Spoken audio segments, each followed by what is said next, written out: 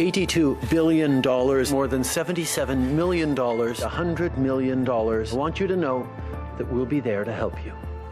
The announcement started in March, millions and billions of dollars at a time. Money first to help workers suddenly out of a job and businesses not allowed to open. The Canada Emergency Response Benefit will provide $2,000 a month. We're facilitating a wage subsidy up to 75%. Then came $9 billion to help post-secondary students, $2.5 billion for seniors, and money for farmers. $125 million National Agri-Recovery Initiative. All of it adding up to a staggering total, more than $150 billion and counting. So the question, of course, are these measures helping Canadians? Is this enough? Nym Calvez was laid off from her job as a hotel attendant, and she joins me now from Surrey, British Columbia. Good to see you, Nym. Hi, Rosemary. Thanks for having me. So you were laid off, not surprisingly, as hotels and the tourism sector closed down. What have you done to help yourself, and how has the government helped you? The government help us with the CERB, the $2,000 benefit that they're giving us. But aside from that, there's not much available for the workers, and it's pretty disappointing. But we're hoping in the long run or long term, the government will figure out something for the workers, especially in my industry. We are the most hardly hit because we rely on tourism for our business and for our work. And seeing how things right now, it's gonna be a while before people want to travel or stay in hotels.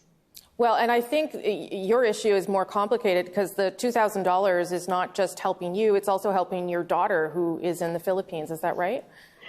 Yes. So aside from myself, I'm helping a family in Philippines, and I'm sending them money mostly every month. And the living expenses in Vancouver alone is very expensive. From $2,000, my rent is almost $1,500, $500. What's left for food and groceries, and that's nothing. And I am using other resources like credit card to stay afloat.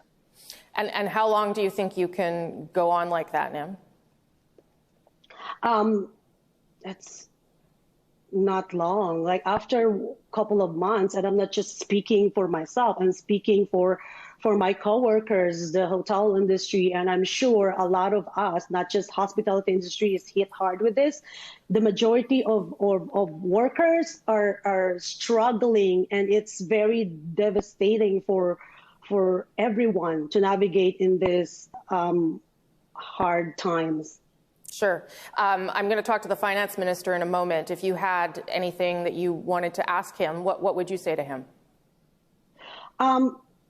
I'd like the government to think of helping workers in the long term, because right now it's fine, but after maybe a month or two, even right now, we're not okay. It's where we lose half of our wages, and that's very hard, but we can manage for short term.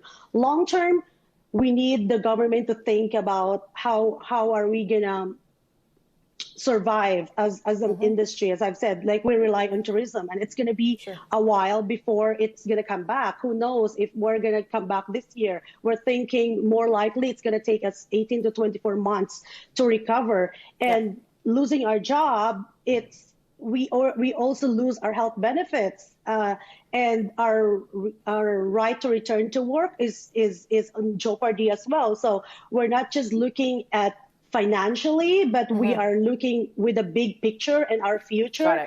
And it's very sad because a lot of us, we have put 20, 30, 40 years of our lives doing this job, and it's so devastating that we don't know what the future holds, and no one can answer it for that. Right now, we're just waiting for for what's available to us. And the $2,000, I'm not speaking just for myself, I'm sure it's not enough. Okay.